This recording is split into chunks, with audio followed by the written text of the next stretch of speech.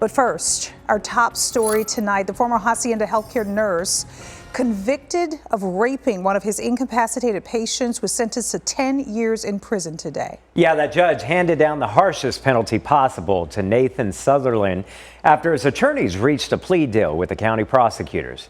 David Caltabiano is live outside the county justice courts after hearing that sentence today. David.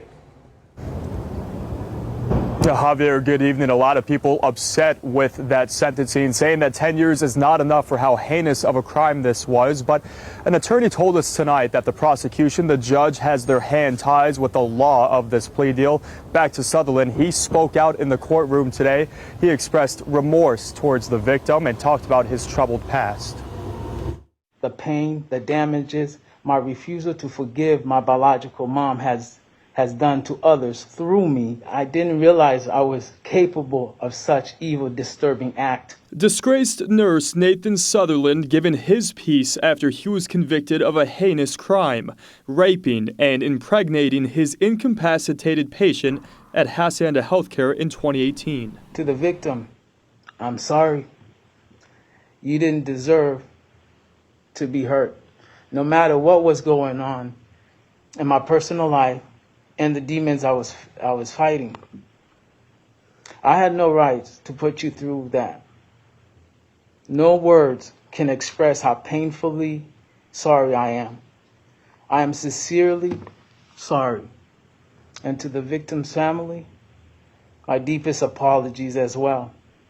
To the child, I understand this situation is not fair, and I apologize to you. The judge sentenced Sutherland to the maximum 10 years behind bars after the sex offender's attorneys took a plea deal with the county prosecutors, ranging the punishment from 5 1/4 to a decade. Still not enough to ARP's Dana Kennedy, who's worked with the governor on long-term care facility safety.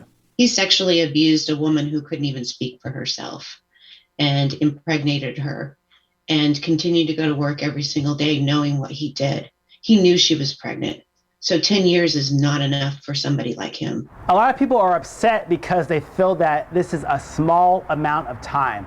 But attorney Benjamin Taylor, who is not affiliated with this case, says legally the prosecution cannot ask the judge for more prison time since Sutherland has no prior offenses. A lot of people might feel that 10 years is just too little of an offense, but under the law, the judge's hands are tied, the prosecution's hands are tied, and they can only give them what is under the law. Meanwhile, Sutherland, who claims he was sexually abused as a child, says he wants to help others during his prison time. I intend to help others through ministry to deal with similar situations in a healthy, positive way.